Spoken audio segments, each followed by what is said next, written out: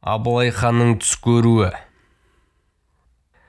Кенесары мырс етіп күліп жіберді. Неге күлдіңіз? Өзімде сыздықтан көп үміттімін. Өзге балаларым бір төбеде, сыздығым бір төбе. Ал күлген себебім, Абылай атамның түсін жорған бұқар жыраудың сөзі есіме түсіп кетті. Сенің сыздықта көкжал бөрі болады дегенің сол кісінің айтқанына дәл келіп тұр.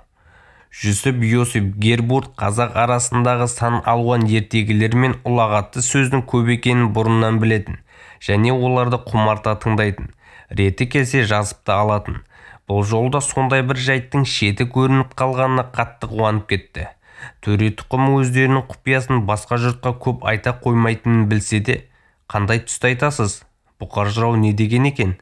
Деді сұлтанды сөйлеткісі келіп.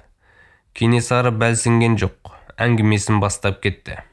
Атамыз Абылайды 300-дің игі жақсылары боз биенің сүтіне шомылдырып, ақ кигізге орап ханғып көтерген күнінің түнінде ол бір ғажайып түс көріп шығыпты. Бұқар жыраудан жоруын сұрапты.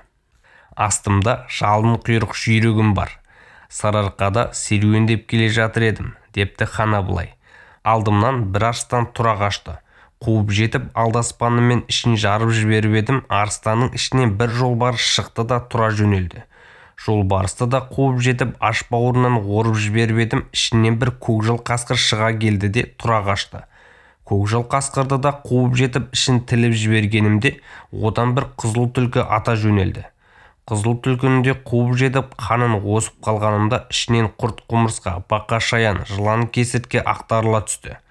Бірақ бұлар менен қашпады. Бәрі быжынай келіп атымның сауырына, жалына жабыса бастады. Шошынғанымнан айғайлап жіберіп оянып кеттім. Жоруын айтшы осы түсімнің, жырауым, депті Абылай хан. Сонда бұқар жырау былай деп жорыған екен. Жалын құйрыққа мінгенің, хан тағына мінгенің. Ал алдыңнан арыстан қашса, сенен арыстандай айбарлы ұл туады екен. Одан туған балада жолбарыстай қайратты, жүректі болады екен. Жолбарыстан туған шөбереңде көкжал қасқырдай жүректі жаратылады екен.